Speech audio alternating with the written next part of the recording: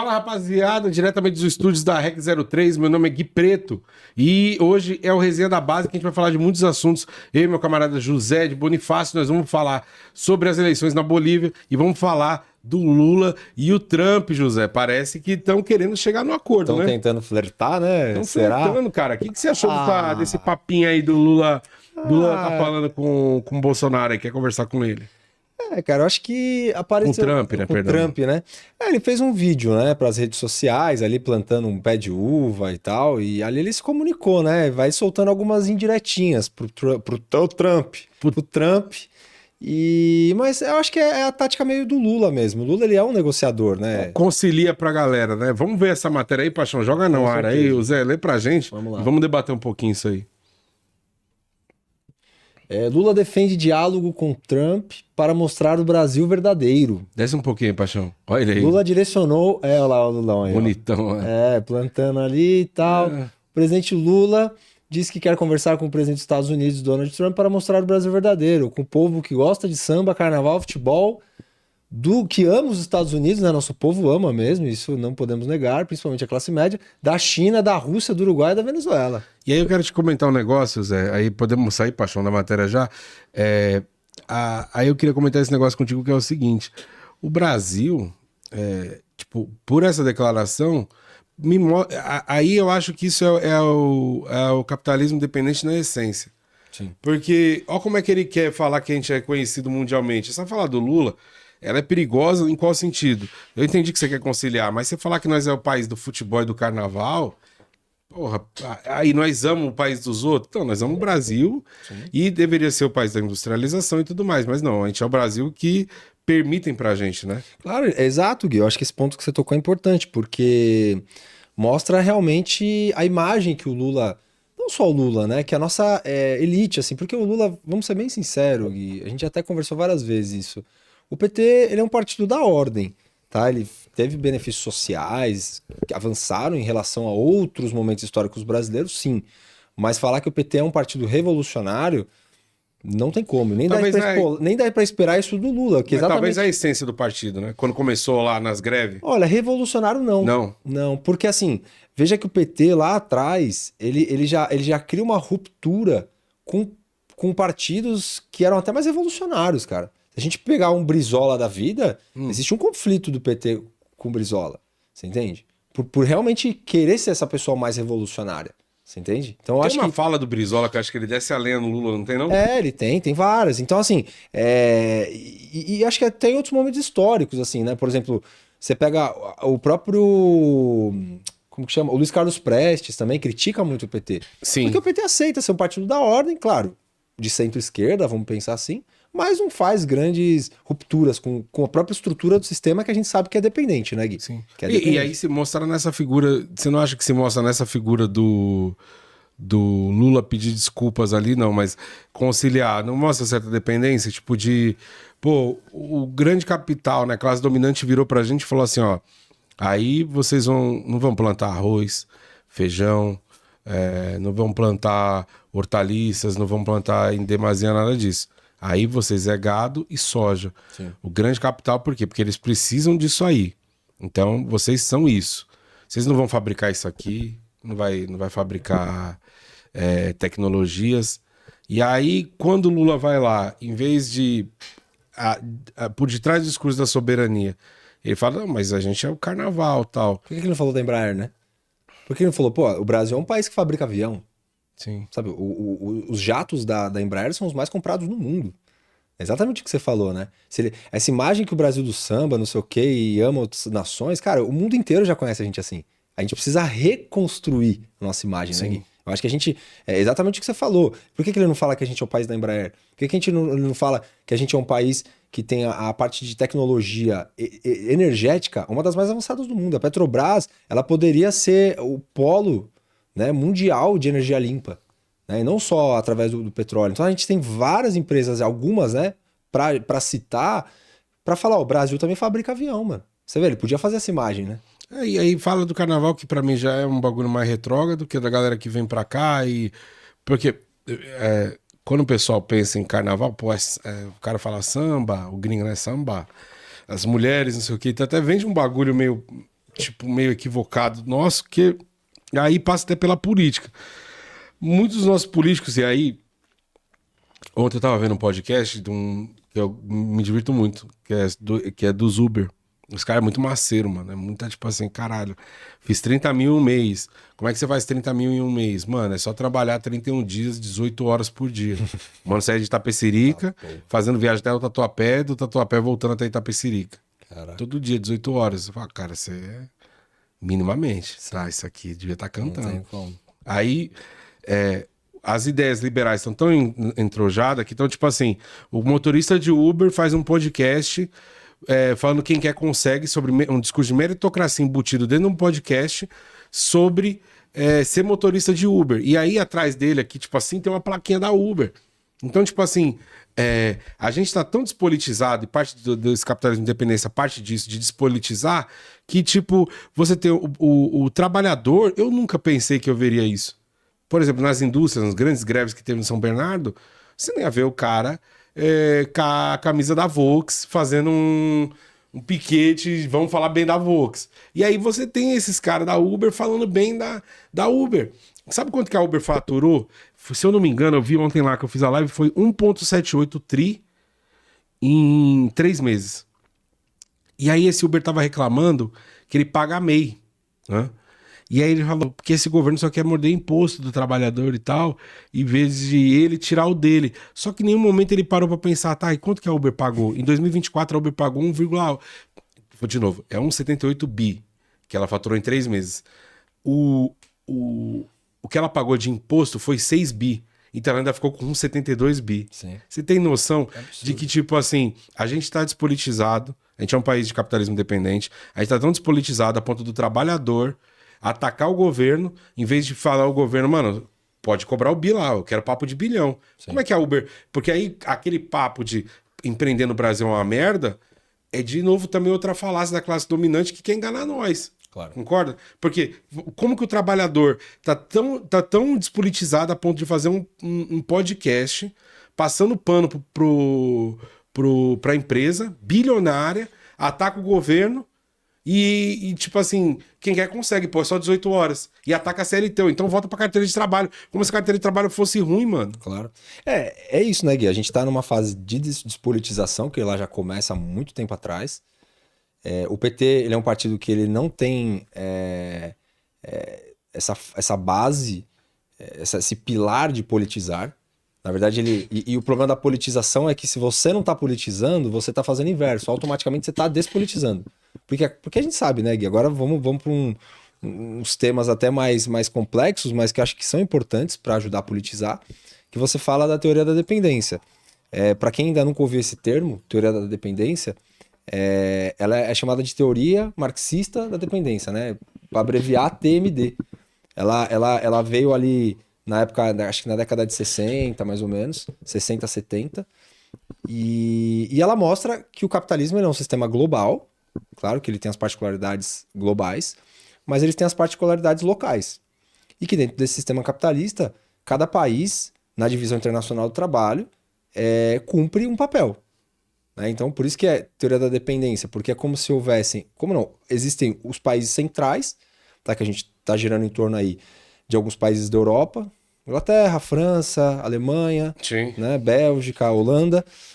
Você tem o Japão, você tem o Canadá ali, que participam do centro, né? Estados Unidos, óbvio. E até legal você pontuar o lance do Japão, inclusive. Sim. Dentro disso, porque quando o Japão sinaliza passar os Estados Unidos, ele é brecado.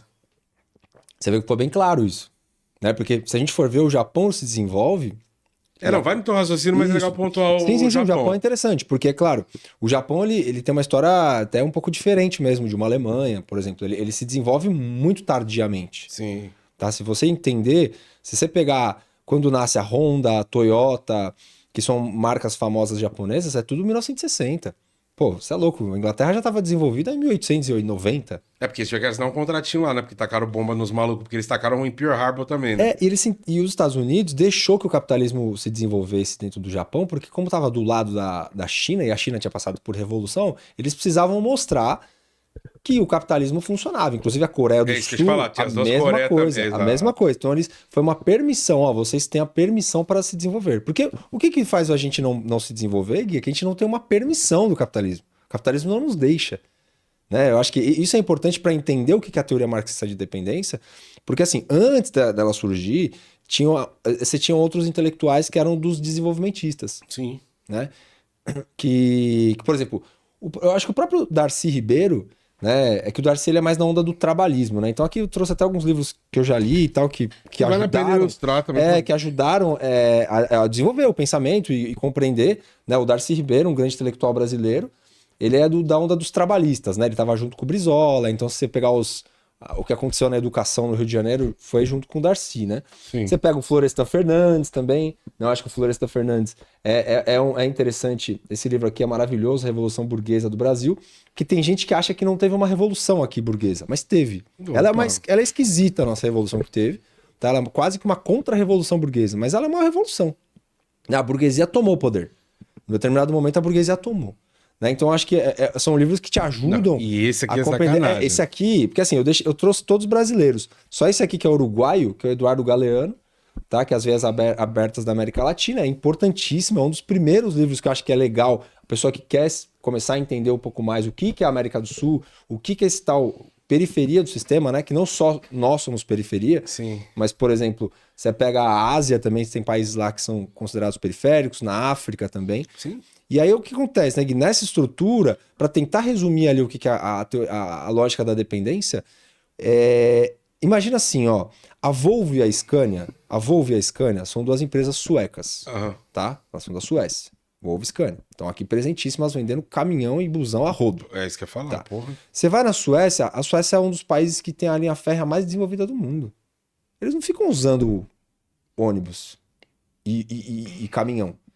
Eles usam trem. É porque eles sabem como é que é o combustível pra isso aí, né, pai? Aí, mas só que eles precisam jogar aquele caminhão e aquele ônibus para alguém comprar do sistema. E que somos nós. Então nós não podemos desenvolver nossa linha férrea, não é só. Porque o que era o conflito desenvolvimentistas versus teoria marxista da dependência? O desenvolvimentismo é uma onda ideológica que analisa a América Latina assim: ó, a gente só não se desenvolveu porque algumas pessoas não quiseram. Como se fosse uma coisa básica, simples. Ó, faltou competência. Faltou técnica, porque é possível desenvolver, é possível montar uma fábrica no Brasil, é possível voltar a se industrializar sem fazer ruptura com o sistema capitalista, só que não é possível. Né? A teoria marxista ela mostra que é o seguinte, existem forças mundiais que não deixam o Brasil voltar a se industrializar. Por exemplo, você acha que a Suécia quer que o Brasil tenha uma linha férrea desenvolvida? Não quer, porque ela vai vender menos ônibus, menos caminhão, Volvo e Scania. Sim, Então as também pressões... vai vender uns trem antigos pra nós, se for o caso. Isso, que é isso também, esse ponto é interessante, que também é através da dependência, que é o que acontece quando uma empresa espanhola, Sim. né, monta a linha de metrô no Brasil e de trem, e ela joga para nós o trem velho deles, superfaturado. Sim. Então, isso também é um ponto da teoria da dependência. Então, tudo bem, vocês até podem ter um trenzinho ou outro, mas vai ser um trem velho nosso, espanhol, superfaturado. Né? Então eu gosto, assim, o papo eu gosto assim. Se você pegar, então, aonde que tá o problema? É realmente achar. Então, para fazer alusão no podcast, fazer o traço aqui com o que você falou. Então, nesse podcast de Uber, a culpa é do governo. Ele não olha para a empresa bilionária, em 3 meses, 1,78 bi, e só 6 bi de imposto. Ele não olha para a empresa, ataca o governo, e aí, tipo assim, o KM tá pagando pouco porque você não tá sabendo escolher sua corrida. Faz uma curta de tal hora, e uma longa de tal hora que você não pega trânsito. Entende que a classe dominante, ela tem umas teorias tão mil grau que ela realmente bota o trabalhador, tipo assim, a todo momento, se você não tá ganhando dinheiro, a culpa é genuinamente sua. Então, peraí, não é o Uber que paga pouco no quilômetro. Não, é você que tá escolhendo errado suas corridas. Ah, mas aí alugar carro é caro. Não é o país que não fabrica o próprio carro. Não, é você que não tá sabendo escolher um carro mais econômico pra botar um etanol e não ter que botar gasolina e fazer render a gasolina. Sim. Tá ligado? O cara pegou e falou assim, mano, pega seu carro, dá partida, roda com ele 3 horas, aí você vai descobrir quanto que ele faz o quilômetro. Olha as ideias, mano. Sim. Então, tipo, eu vou pegar um carro daqui, por exemplo, um caminhoneiro. Ele não tá ligado, tipo assim, porra, esse da Scania é brabo, esse Volvo é foda. Pô, mas peraí, por que tá tão caro rodar de caminhão e aí eu vou parar a estrada porque não dá? Não, mano, pera, olha o quadro inteiro, porra. Sim. Só que pra isso foi feito um trabalho de despolitização. Porque lá atrás viram, por exemplo, as greves, principalmente de São Bernardo, entre outras, viram, pô, os caras encheram o estádio, os caras pegou, mano, isso aqui, né, a burguesia bateu o olho e falou, mano, como que nós vai fazer pra brecar isso aqui lá pra frente? Primeiro, separa os trabalhadores, tá trabalhando um do lado do outro, e fofoca é foda. Pum, fizeram isso. Segundo, faz os caras começar a ter medo de perder o bagulho. Porque aí você perde o meio de trampo, pum, beleza. No terceiro, quarto momento, eles meteram essa de tipo assim, quem quer consegue. Isso já é a meritocracia já é um negócio. Só que eles foram colocando símbolos. E esses símbolos foram para Brasília em 2002, mas agora, né, na era das redes sociais, eles já estavam lá, mas aí eles colocaram representantes, e esses representantes, então, tipo assim, eu sou Uber, se eu chegar lá em Brasília, eu não sei como é que a banda toca, eu vou ter várias ideias, só que aí o sistema vai pegar e falar assim, então, agora você vai sentar com a galera da Uber, e nós vai fazer um lobby aqui, uma baguncinha, e você vai entregar do jeito que nós quer. Ah, mas eu pensei em tal coisa pro trabalho. Não, fica tranquilo, pô. Tem tanto aqui, ó, e você vai assinar com tanto lá pros motoristas, tá tudo certo. Só que não tem como aumentar a quilometragem, não, pô. Mas a Uber pagar mais imposto? Não, pô, já tá pagando muito. E se você pressiona o iFood pra pagar mais, tirou a sede da Barra Funda, meteu em Osasco. Que lá o imposto é mais barato. Então, dentro dessa lógica da dependência, até o seu político que você acha, tipo assim, que aí é a representatividade, né? Democracia burguesa, mete esse louco, né? Pô, eu votei nesse cara porque esse cara representa a quebrada, ele vai fazer algo por mim. Esse cara representa as mulheres, essa mina representa as mulheres, esse cara aqui representa os cabeleireiros, esse cara aqui não sei quem. Ele representa representatividade, você acha que é aquela figura, é aquela persona, e ela não vai poder fazer, porque ela tá dentro do sistema. Ela entrou lá dentro, sim. Os caras falaram, irmão, aqui a banda toca desse jeito. Sim. Ah, meteu o louco. Mano, é pau. Por quê? Porque da onde que vem isso? Ah, é tal coisa. Não, é lá de cima. Nós estamos falando do grande capital que tá mandando, não vai rolar. Então, Nicolas Ferreira, ele vai atrás do quê? Ele vai resolver a tua paradinha de, ai, não pode abortar. O seu deputado vai falar, tem que ter um banheiro trans. Você nunca vai ver o seu deputado de direita, que você acha que ele é pró-Brasil, falar assim, porra, peraí, vamos refinar nossa gasolina. Sim. Não vai, mano. Sim. Porque o capital, ele não permite essa parada. Só que enquanto o trabalhador não entender e não se organizar, eu vi, só pra arrematar minha ideia aqui, vai você, eu vi esses caras falando assim, porra, aí tem gente que reclama pra caralho da Uber. Só que aí você vai fazer uma greve, pô, não consegue reunir a galera. Por quê? Porque dentro do rolê de vocês mesmo, vocês estão cada um dentro de um carro, que são pequenas ilhas. Se você for fazer a greve com mais 100 parceiro teu, fazer um barulho, o que a Uber faz? Já o capital já prevendo isso. Ele mete uma promoção, falando assim, ó, hoje a Uber vai te pagar R$5 a mais por km, porque tá faltando motorista que tá fazendo greve. Fode os grevistas lá depois. Paga mais caro. E aí você fala assim, pô, vou rodar. Vou ganhar tá uma pagando grana. 5 a mais. Tá ligado? Porque você é zoião, aí você vai. Só que naquele dia você vai ganhar mais. Só que você não consegue olhar o quê? O quadro todo. Que o quadro todo diz o quê? Pera aí, naquele dia ele pode pagar 5 a mais. Então esses filhos da puta têm 5 a mais. Claro. Só que eles só pagam quando o quê? Quando você vai lá criticar. Só que ele não paga pra quem tá fazendo greve. Sim. Paga pro pelego. Sim, total. Então, nós estamos fodidos, não só dentro... É o capitalismo de dependência que o Brasil vive, e o liberalismo, ele entrou de um jeito... Sim, a ideologia é muito forte. Não, a ideologia tá muito forte, né, Gui? Eu vejo assim, se a classe trabalhadora tá desorganizada, a classe dominante tá muito organizada, obrigado, porque os caras estão muito organizados. É exatamente o que você falou, eles controlam toda a parte ideológica, né, e eles forçam para sempre despolitizar. Eles querem que ninguém entre num debate estrutural das coisas. Porque quando a gente fala de capitalismo periférico dependente, é estrutural. Sim. É estrutural. A gente precisa olhar a estrutura e falar, peraí, a estrutura tá montada dessa forma. Por exemplo, tava numa notícia semana passada, a Sabesp, que foi privatizada, ela lucrou quase 2 bilhões. 2 bi, mano. Em 3 meses. Aí. Tá? Então o que isso mostra? Que assim, ó... Vai falando, Paixão, procura aí por fora quanto que ela foi vendida, tá? Vai falando aí. Eu acho que em 3 anos já se paga. O lucro dela mesma paga. Vai metendo marcha. Que nós aí. Mas o que é interessante é assim, Gui, nessa estrutura capitalista mundial, Os países da periferia, eles cumprem alguns papéis. Então, fornecer produtos primários, soja, gado. A gente não pode fornecer produtos altamente manufaturados. Nós temos que comprar deles manufaturados. Sim. Porque quando a gente manda a matéria-prima e compra manufaturada, a gente transfere riqueza para eles. Essa é a forma que o capitalismo vê, de transferência de riqueza da periferia para o centro. Quando o Uber nos Estados Unidos, quando o Uber aqui ganha no dia, vou chutar, R$ 150, e o Uber nos Estados Unidos ganha R$ 450 no dia, que são 3 vezes mais. Pro cara fazer 450 aqui, eu vi lá, ele tem que trabalhar 18 horas, tá? Pra fazer 1.000 conto. Então imagina, aqui no Brasil a Uber paga 150 no dia pro cara, se o cara trabalhar X horas, mais ou menos. Nos Estados Unidos, esse mesmo cara ganha 450. Essa matemática para funcionar é que o capitalismo ele joga, ele transfere a riqueza da periferia pro centro. Sim.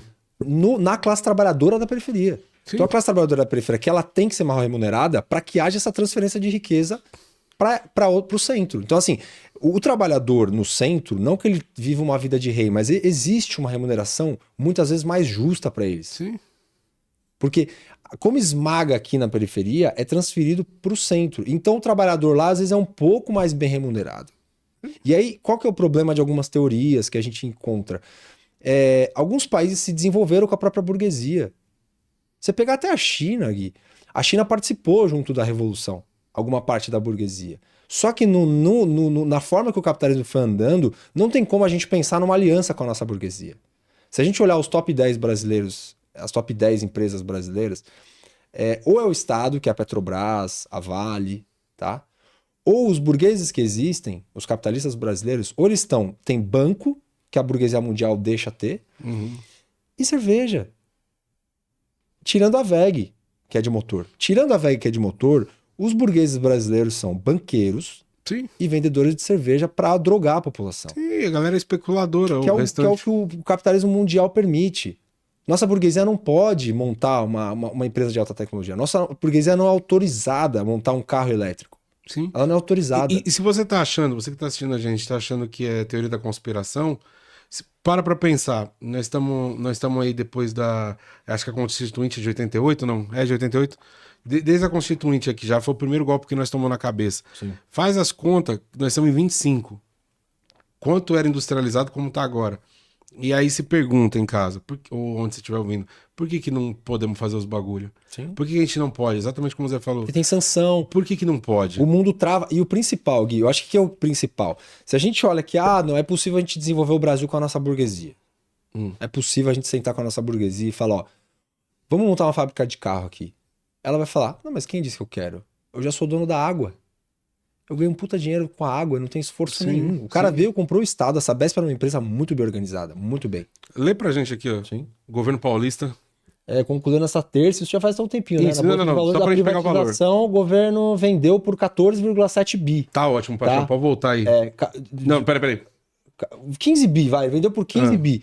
Gui, em 3 meses já lucrou 2 bi. Porque queria que você fizesse essa conta, dá pra gente encaminhar pro encerramento.